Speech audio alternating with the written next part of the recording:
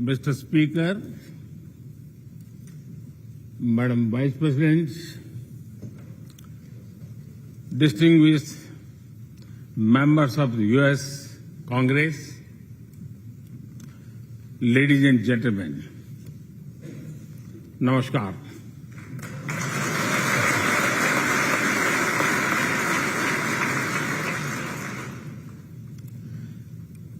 It is always a great honor to address the United States Congress.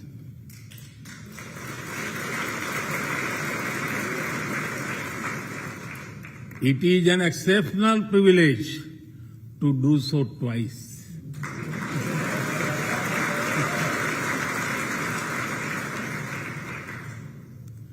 For this honor,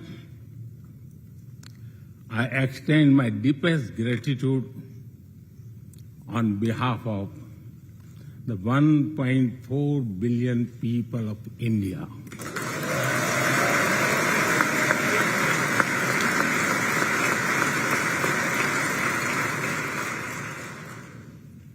I see that nearly half of you were here in 2016. I feel your warmth as old friends. I can also see the enthusiasm of a new friends in the other half. I remember Senator Harry Reid, Senator John McCain, Senator Orrin Hatch, Elijah Cummings, Elsie Hastings, and others who I met here in 2016 and who are sadly no longer with us. Mr. Speaker, standing here 7 Junes ago, that is the June when Hamilton swept all the awards, I said that the hesitations of history were behind us. Now, when our era is at a crossroads, I am here to speak about our calling for this century.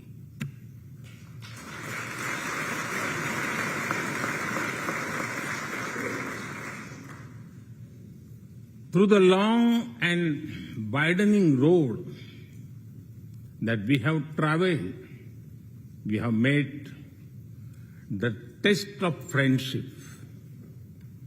A lot has changed since I came here 7 summers ago. But a lot has remained the same, like our commitment to deepen the friendship between India and the United States.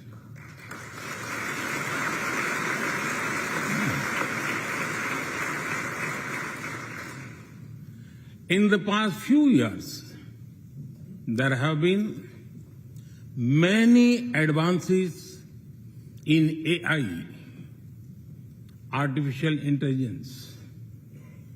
At the same time, there have been even more momentous development in another AI, America and India.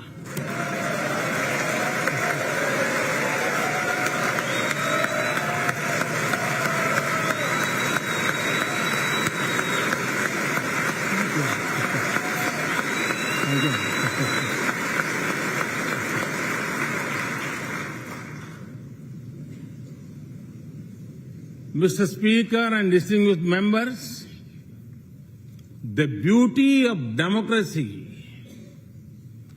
is the constant connect with the people, to listen to them and feel their pulse.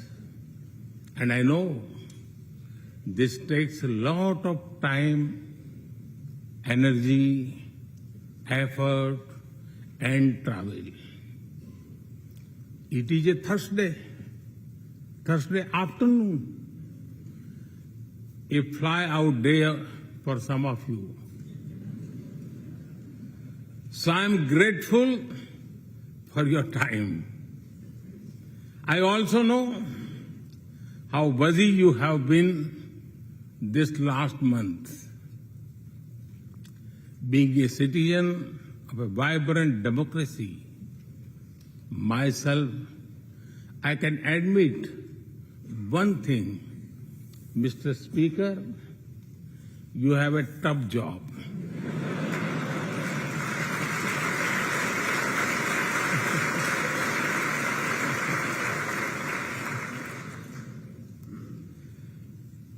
I can relate to the battles of patience, persuasion, and policy.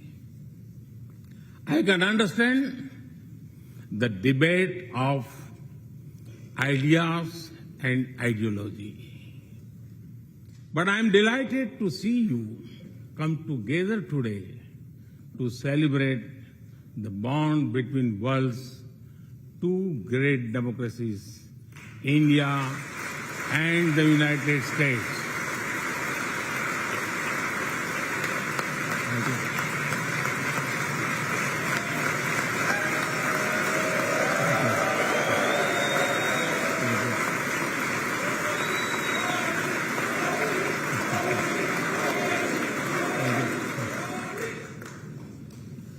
I'm happy to help out.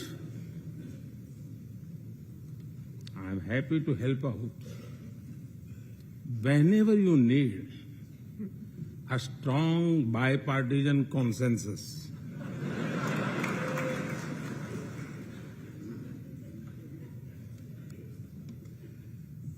There will be and there must be a contest of ideas at home. But we must also come together as one when we speak for our nation.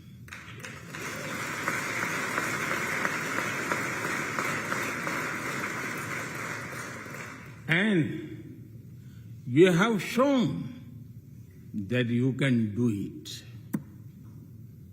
Congratulations.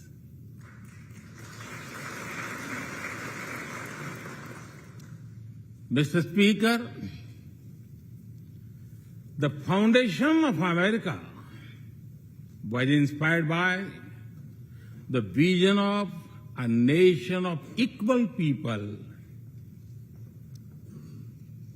Throughout your history, you embraced people from around the world, and you have made them equal partners in the American dream.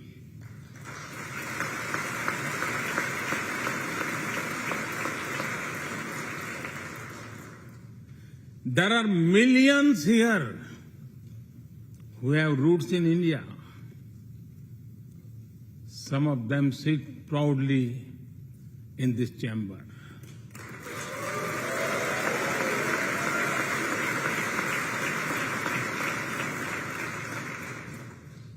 And there is one behind me who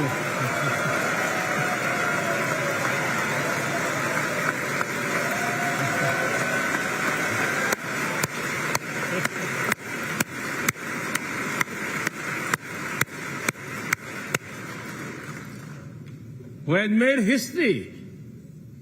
I am told that the Samosa Caucus is now the flavor of the house. I hope it grows and brings the full diversity of Indian cuisine here.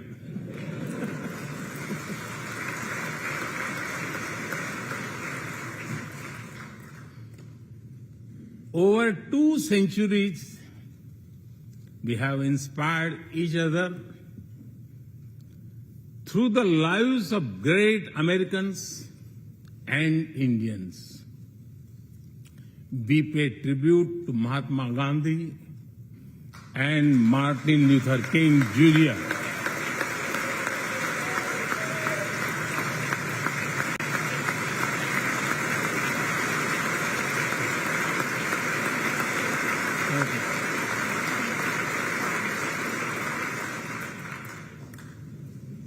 We also remember many others who work for liberty, equality, and justice.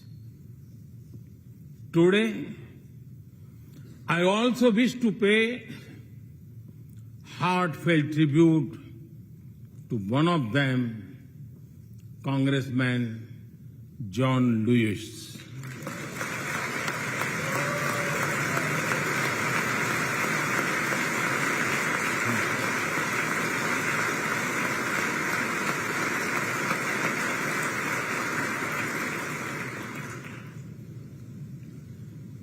Mr. Speaker,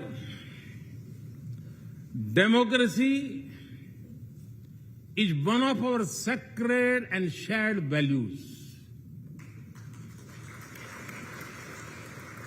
It has evolved over a long time and taken various forms of systems. Throughout history, however, one thing has been clear. Democracy is the spirit that supports equality and dignity.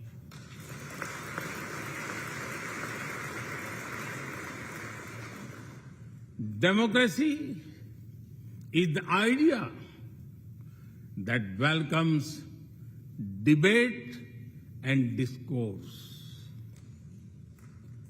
Democracy is the culture that gives wings to thought and expression. India is blessed to have such values from times immemorial. In the evolution of the democratic spirit, India is the mother of democracy.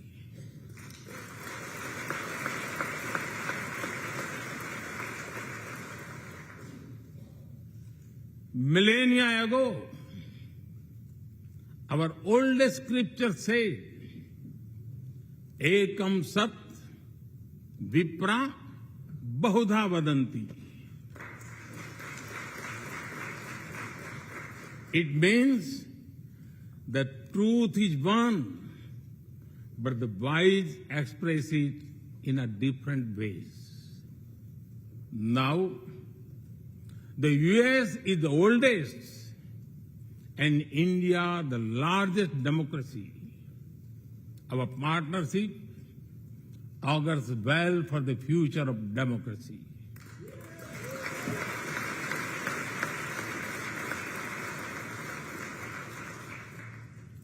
Together, we shall give a better future to the world and a better world to the future.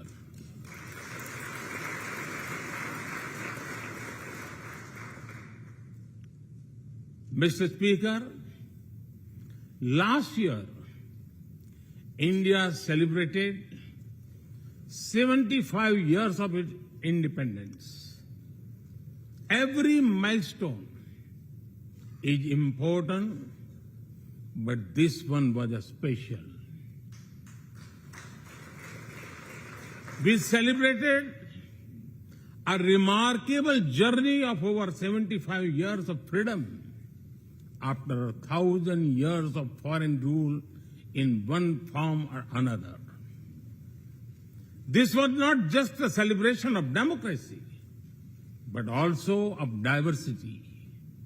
Not just of constitution, but also of its spirit of our social empowerment.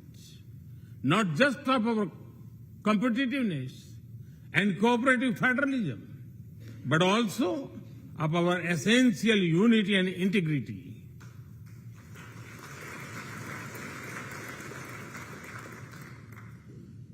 We have over 2,500 political parties.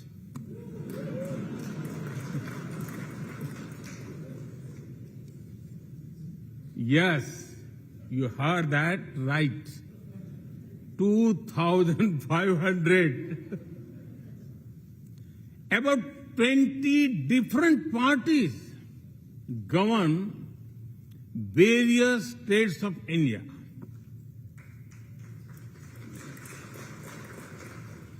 We have 22 official languages and thousands of dialects, and yet we speak in one voice.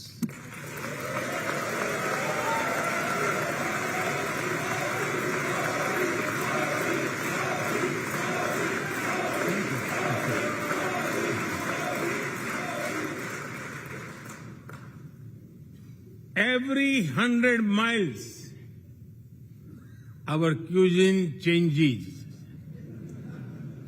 From dosa to aloo paratha, and from Srikhand to Sandesh.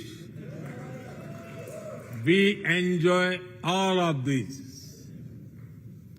We are home to all faiths in the world, and we celebrate all of them.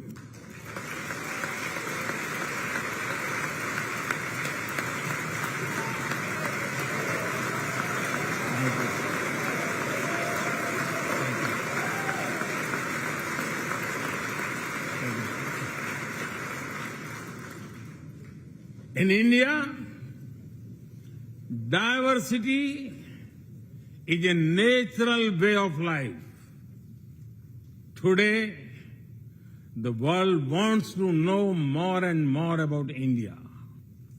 I see that. Curiosity in this house too. We were honored to receive over 100 members of the U.S. Congress in India over the last decade.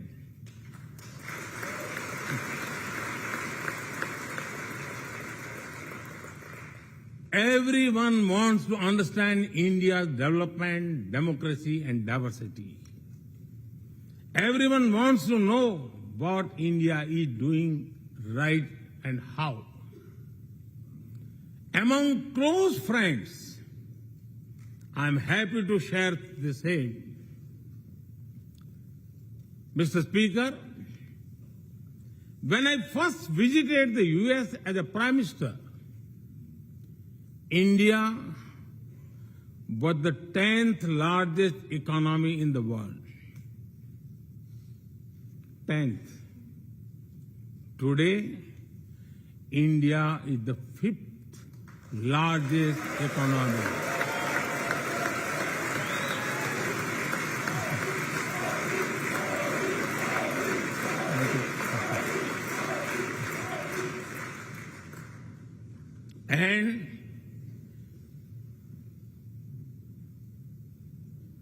And India will be the 3rd largest economy soon.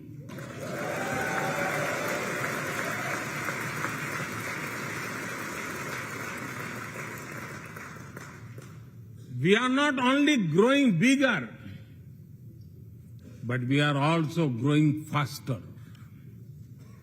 When India grows, the whole world grows.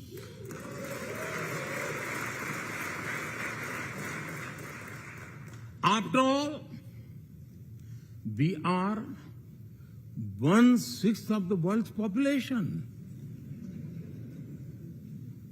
In the last century, when India won its freedom, it inspired many other countries to free themselves from colonial rule.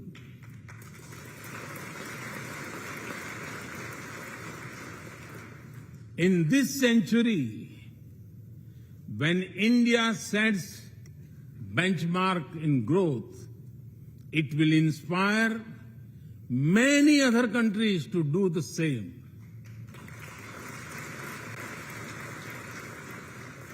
Our vision is सबका साथ, सबका विकास, सबका विश्वास, सबका प्रयास.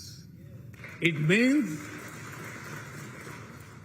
together for everyone's growth, with everyone's trust and everyone's efforts. Let me share with you how this vision is translating into action with speed and scale. We are focusing on infrastructure development. We have given nearly 40 million homes to provide shelter to over 150 million people.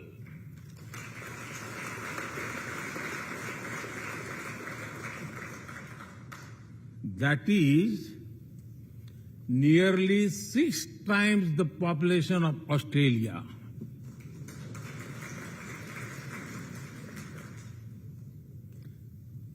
We run a national health insurance program that ensures free medical treatment for about 500 million people.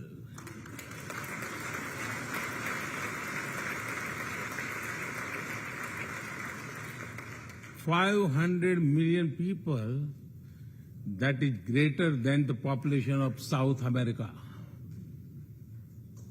We took banking to the unbanked with the world's largest financial inclusion drive. Nearly 500 million people benefited. This is close to the population of North America. We have worked on building digital India. Today, there are more than 850 million smartphones and internet users in the country.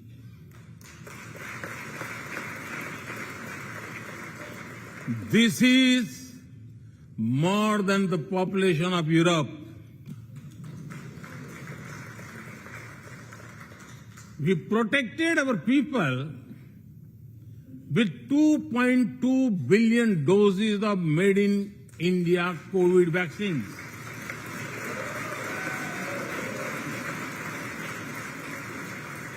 And that too free cost.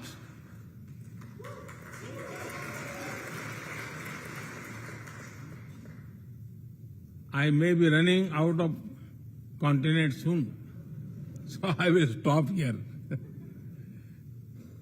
Distinguished members, the Vedas are one of the world's oldest scriptures. They are a great treasure of humanity composed thousands of years ago. Back then, women's sages composed many verses in these Vedas. And today, in modern India, women are leading us to a better future.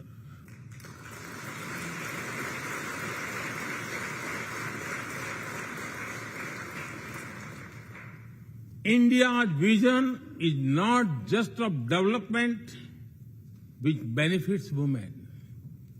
It is of women-led development where women lead the journey of progress.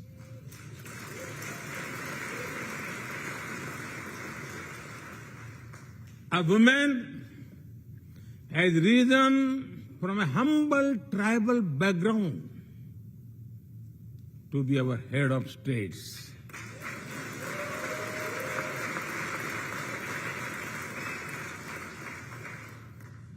nearly 1.5 million. 1.5 million elected women leaders at various levels. And that is of local governments. Today, women serve our country in the Army, Navy, and Air Force. India also has the highest percentage of women airline pilots in the world.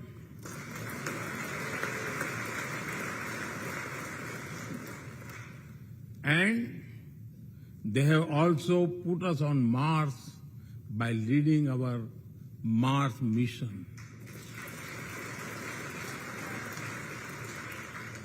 I believe that investigating in a girl child lifts up the entire family. Empowering women transforms the nation.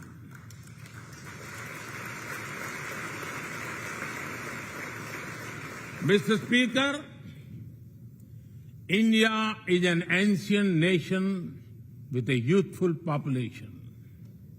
India is known for its traditions, but the younger generation is also making a hub of technology, be it creative reels on Insta or real-time payments. Coding or quantum computing, machine learning or mobile apps, fintech or data science, the youth of India are a great example of how a society can embrace latest technology. In India, technology is not about innovation, but also about inclusion. Today, digital performance are empowering the rights and dignity of people while protecting privacy. In the last 9 years, over 1 billion people got a unique digital biometric identity connected with their bank accounts and mobile phones. This digital public infrastructure helps us reach citizens within seconds with financial assistance. 850 million people receive direct benefit financial transfers into their accounts. 3 times a year, over 100 million farmers receive assistance in their bank accounts at the click of a button. The value of such transfer has crossed $320 billion. And we have saved over $25 billion in the process. If you visit India, you will see everyone is using phones for payments, including street vendors. Last year, out of every 100 real-time digital payments in the world, 46 happened in India.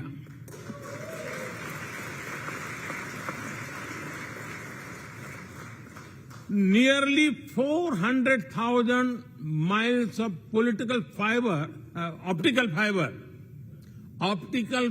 cables and cheap data have ushered in a revolution of opportunities. Farmers check weather updates. The elderly get social security payments. Students access scholarships. Doctors deliver telemedicine. Fishermen check fishing grounds and small businesses get loans with just a tap on their phones. Mr. Speaker, a spirit of democracy, inclusion, and sustainability defines us. It also shapes our outlook to the world. India grows while being responsible about our planet. We believe, Mata Bhumihi Putro Aham Prithviya. This means the earth is our mother and we are her children. Indian culture deeply respects the environment and our planet.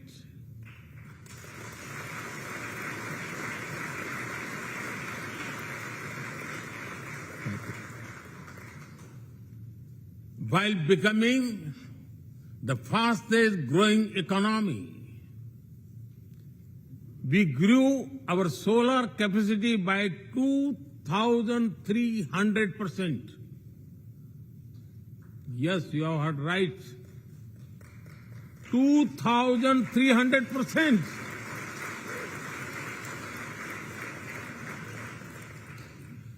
We became the only G20 country to meet its Paris commitment.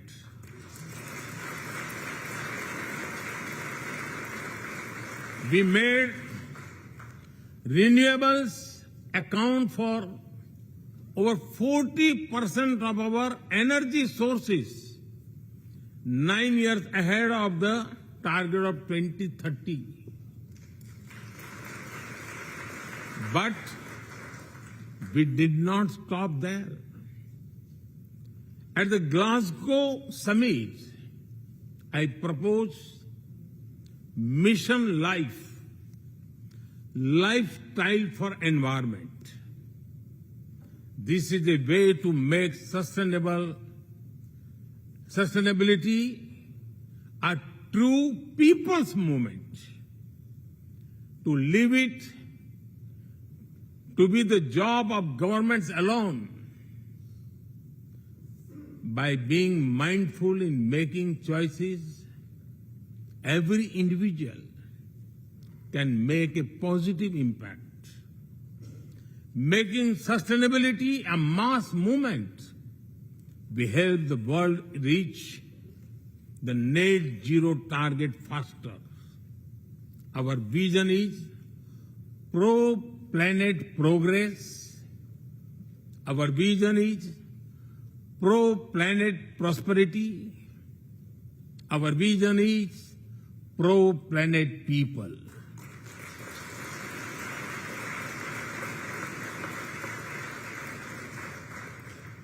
Mr. Speaker, we live by the motto of Vasudhaiv Kutumbakam, or the world is one family.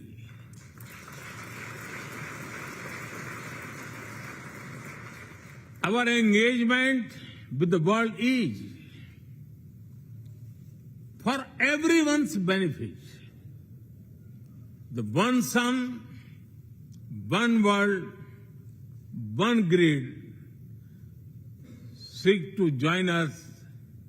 All is connecting the world with clean energy.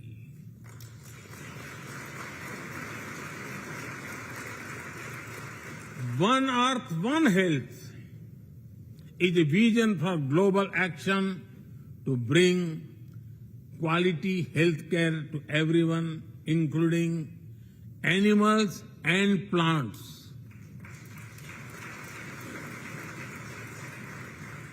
The same spirit is also seen in the theme when we chair the G20, One Earth, One Family, One Future. We advance the spirit of unity through yoga as well. Just yesterday, the whole world came together to celebrate the International Day of Yoga.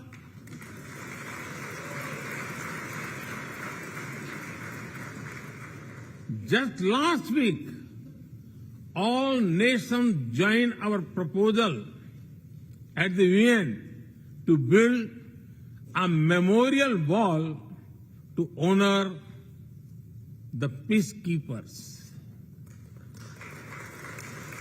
And this year, the whole world is celebrating the International Year of Millets to promote sustainable agriculture and nutrition alike. During COVID, we delivered vaccines and medicines to over 150 countries. We reach out to others, being disasters as first responders, as we do for our own. We share our modest resources with those who need them the most. We build capabilities, not dependencies.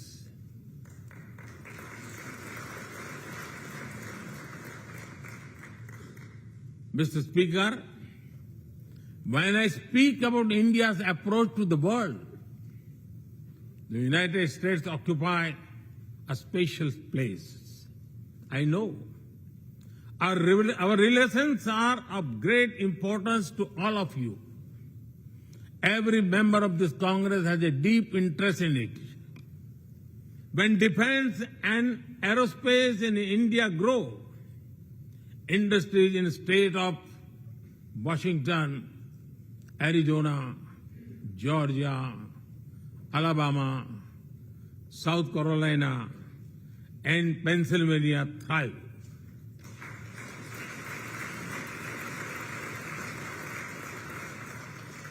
When American companies grow, the research and development centers in India thrive. When Indians fly more, a single order for aircrafts creates more than 1 million jobs in 44 states in America.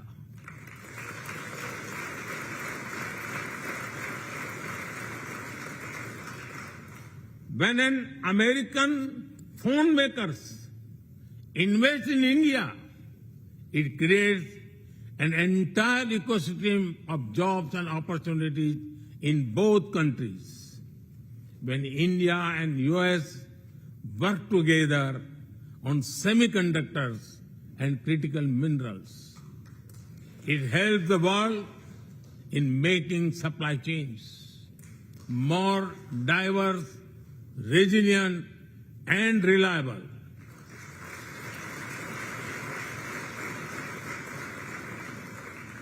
Indeed, Mr. Speaker, we were strangers in defense cooperation at the turn of the century. Now, the United States has become one of our most important defense partners.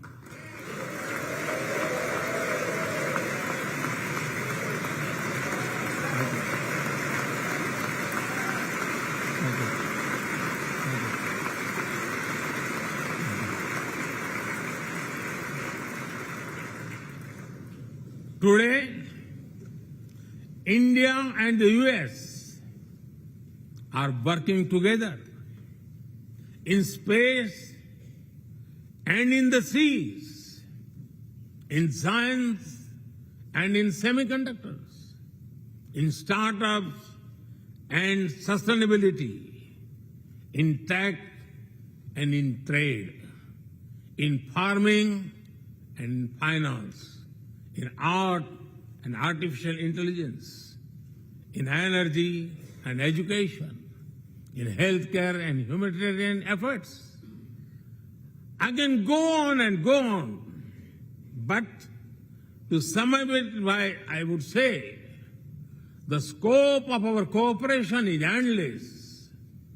The potential of our synergies is limitless. and the chemistry in our relations is effortless.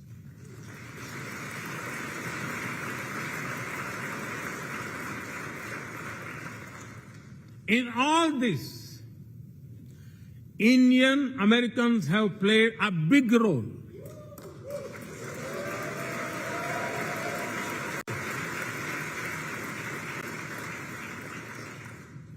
They are brilliant in every field, not just in spelling bee.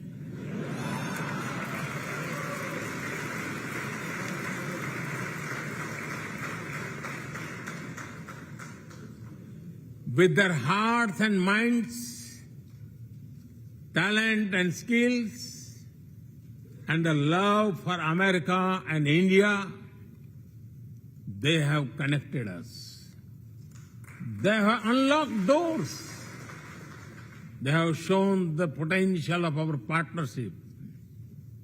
Mr. Speaker, distinguished members, every Indian Prime Minister and American President of the past has taken our relationship further. But our generation has to honor of taking it a greater heights.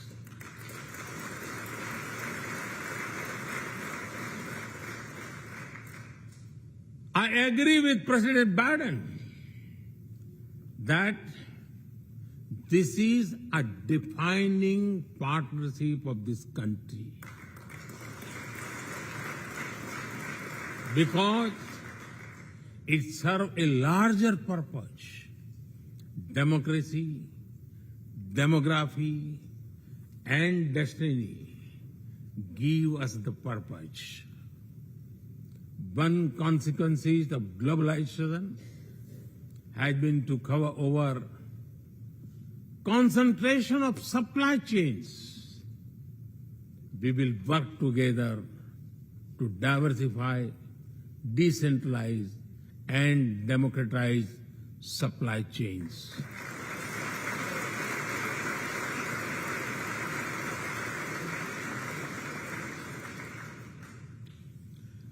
Technology will determine the security, prosperity, and leadership in the 21st century. That is why our two countries established a new initiative for critical and emerging technologies.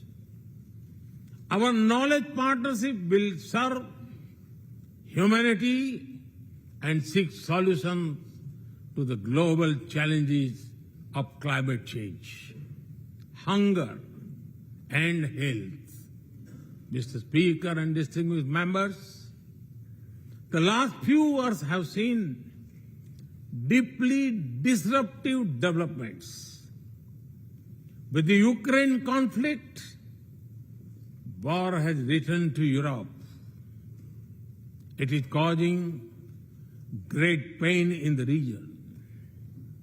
Since it involves major powers, the outcomes are severe. Countries of the global south have been particularly affected. The global order is based on the respect for the principle of the UN Charter, peaceful resolution of disputes, and respect for sovereignty and territorial integrity.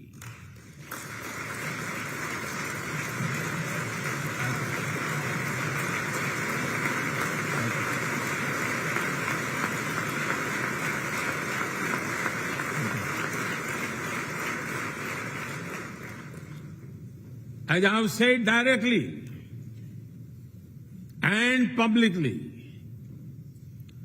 this is not an era of war.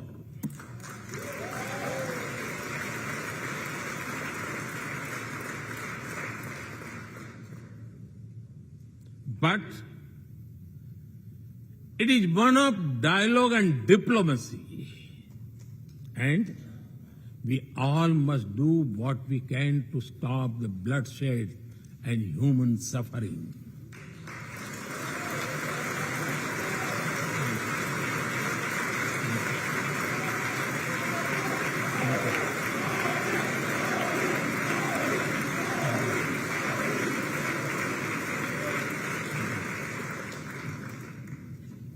Mr. Speaker,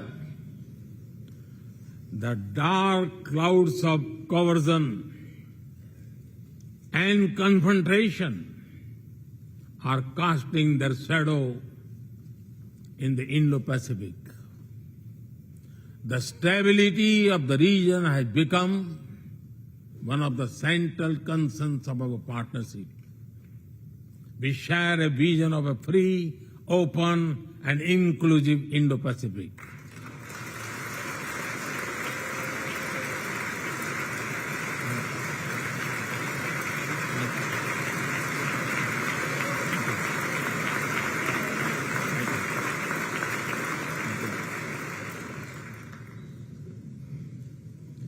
Connected by secure seas, defined by international law, free from domination, and anchored in ASEAN centrality.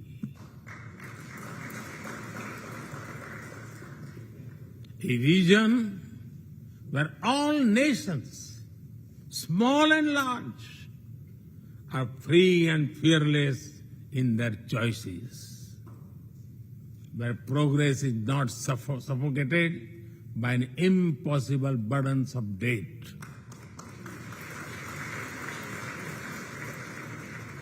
Where connectivity is not leveraged for strategic purposes, where all nations are lifted by the high tide of shared prosperity.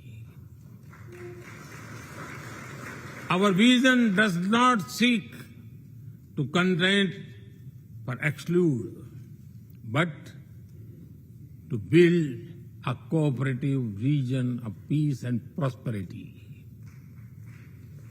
We work through regional institutions and with our partners from within the region and beyond. Of this, Quad has emerged as a major force of good for the region.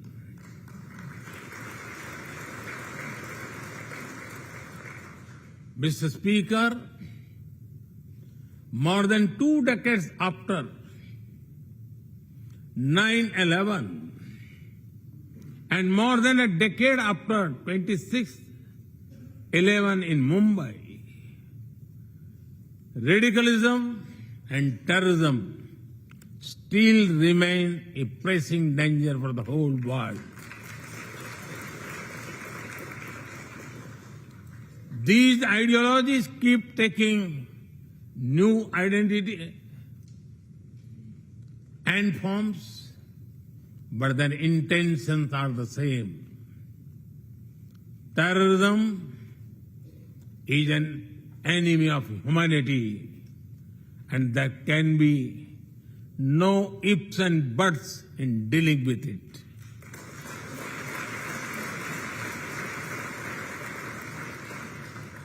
We must overcome all such forces sponsoring and exporting terror.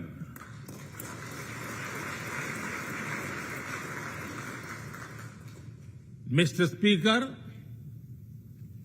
COVID-19's biggest impact was the human loss and suffering it caused.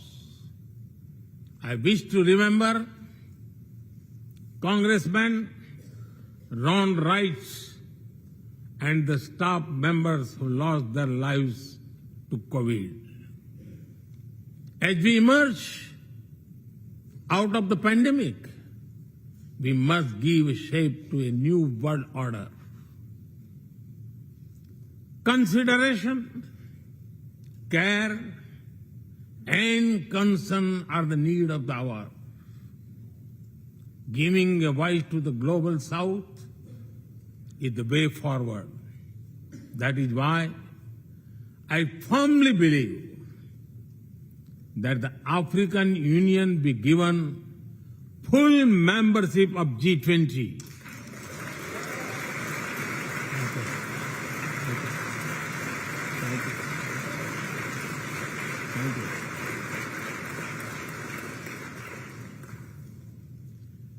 We must revive multilateralism and reform multilateral institutions with better resources and representation that applies to all our global institutions of governance, especially the United Nations. When the world has changed, our institutions too must change, or risk getting replaced by a world of rivalries without rules. In working for a new world order based on international law, our two countries will be at the forefront as partners.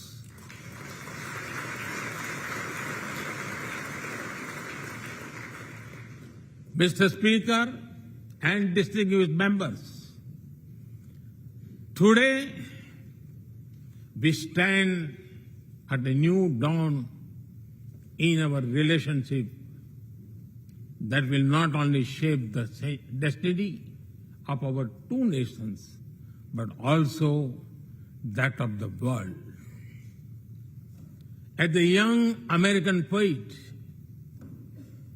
Amanda Gorman has expressed, when day comes, we step out of the shade, aflame and unafraid. The new dawn blooms as we free it. For there is always light if only we are brave enough to see it.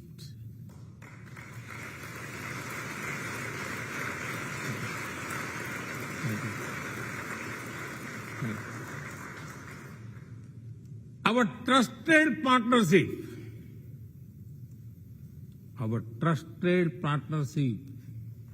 is like the sun in this new dawn that will spread light all around.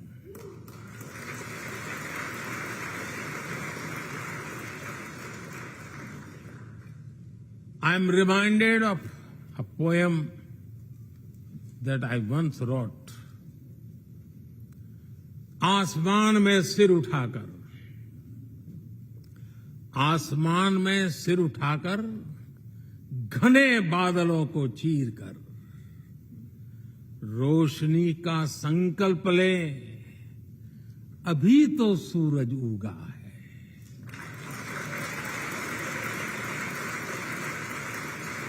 अभी तो सूरज उगा है। दृढ़ निश्चय के साथ चलकर, दृढ़ निश्चय के साथ चलकर, हर मुश्किल को पार कर, घोर अंधेरे को मिटाते, घोर अंधेरे को मिटाने अभी तो सूरज उगा है।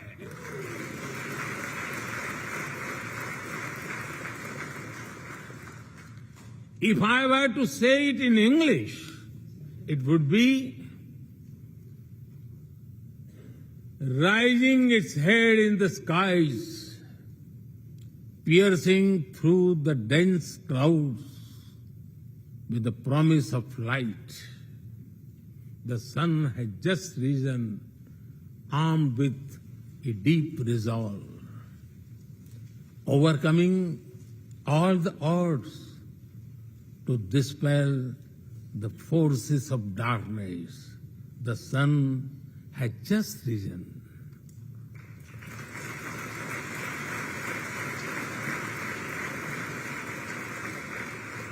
Mr. Speaker and distinguished members, we come from different circumstances and history, but we are united by a common vision and by a common destiny. When our partnership progresses, economic resilience increases, innovation grows, science flourishes, knowledge advances, humanity benefits, our seas and skies are safer, democracy will shine brighter, and the world will be a better place. That is the mission of our partnership. That is our calling for this century. Mr. Speaker and distinguished members, even by the high standards of our partnership, this visit is one of the great positive transformation. Together, we shall demonstrate that democracy is better and democracy deliver.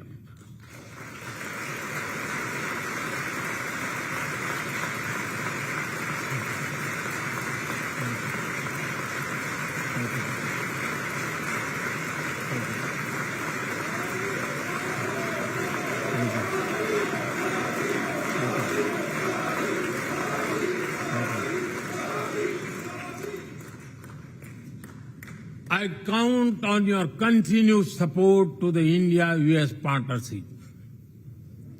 When I was here in 2016, I said that our relationship is primed for a momentous future. That future is today.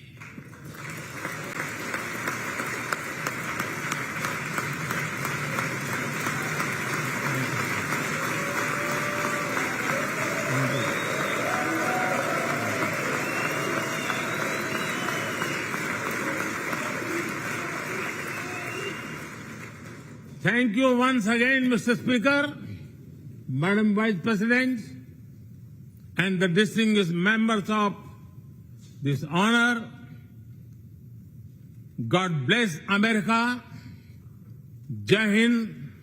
Long live India-US friendship. Thank you.